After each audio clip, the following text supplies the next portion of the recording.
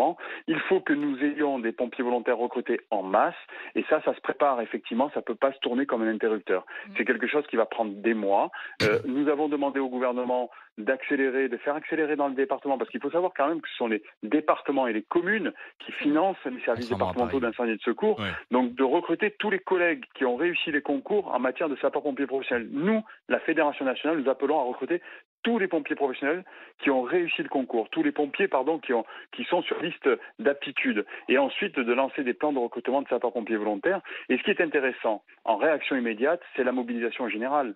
Hier, ce qui a été dit, c'est important, c'est-à-dire qu'en ce moment, l'État français cherche à requérir des moyens européens pour venir. Il y a des pays qui vont pouvoir nous aider, comme nous avons aidé les pays dans des saisons précédentes.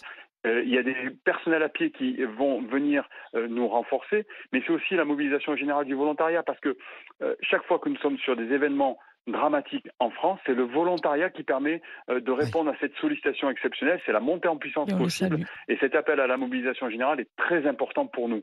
Ouais, mais vous les avez, ces volontaires, ou pas? Il y a 198 000 pompiers volontaires en France. Oui. Ils sont tous, mais qui ne sont pas tous disponibles au même moment, quoi.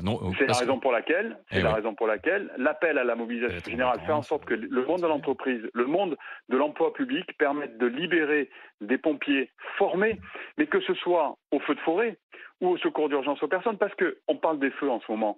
Mais la crise des urgences que connaissent les urgences a une répercussion sur notre activité, parce que 80% de l'activité, je vais le modéliser en disant, c'est de l'ambulance. On apporte assistance à la détresse de nos concitoyens. Service à la personne. On a deux actions concomitantes à conduire.